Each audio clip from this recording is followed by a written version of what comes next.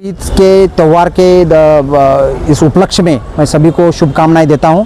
But बकरी ईद के जो त्यौहार के उपलक्ष्य में मैं ये भी आपको सब सूचित करना चाहता हूं कि हमने जो बंदोबस्त है, बंदोबस्त पुलिस स्टेशन का बंदोबस्त है, एलसीबी का बंदोबस्त है, डीएसबी का बंदोबस्त है, एसआरपीएफ है, क्यूआरटीज़ है, आरसीपीज़ है, होमगार्ड है, सबका बंदोबस्त हमने लगाया हुआ है। यहाँ पे एडिशनल एसपी है, सब डीवाईएसपीज़ है, प्रभारी अधिकारी है, सबका बंदोबस्त यहाँ से मॉर्निंग से लेकर हम इवनिंग तक पूरा बंदोबस्त या 2-3 दिन में जो भी बंदोबस्त है वो उपलक्ष्य में हम बंदोबस्त लगाएंगे।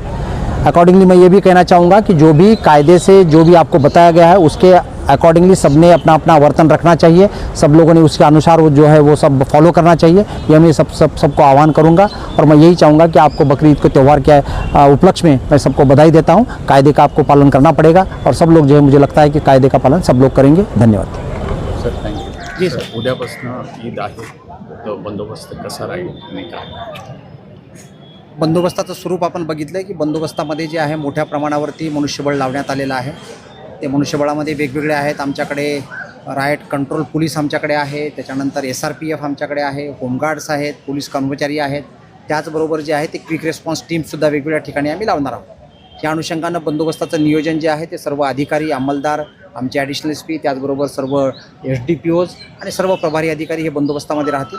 बंदोबस्त जो आहे तो सकाळी वेगवेगळ्या टप्प्यामधून तो सुरू होणार आहे आणि त्याचप्रमाणे बंदोबस्ताचं नियोजन प्रत्येक चौकामध्ये मोटरसायकल पेट्रोलिंग आहे, प्रत्येक मंदिर, मस्जिद, वेगवेगळ्या ठिकाणचा जो बंदोबस्त आहे तसा बंदोबस्त लावण्यात येईल। बकरीच्या निमित्तानं आपल्या अनुषंगानं मी सगळ्यांना शुभेच्छा तर देतोच, परंतु त्याचबरोबर जे आहे ते आपण बकरीच्या अनुषंगानं काय काळजी घेतली पाहिजे, कशा प्रकारची आपण त्या ज्या अनुषंगानं कायदे आहेत त्याप्रमाणे आपण कसं पालन केलं पाहिजे याचंसुद्धा सगळ्या मुस्लिम बांधवांना मी आवाहन करतो। त्याचबरोबर जे कुरेशी समाज आहे त्यांनासुद्धा या ठिकाणी आवाहन करतो की आपण जे आहे ते कायद्याप्रमाणे सगळ्यांनी वागलं पाहिजे। त्याचबरोबर ज्या ज्या ठिकाणी कत्तलखान्यांचा टेम्पररी असतील आणि परमनंट असतील त्यांचा वापर केला पाहिजे।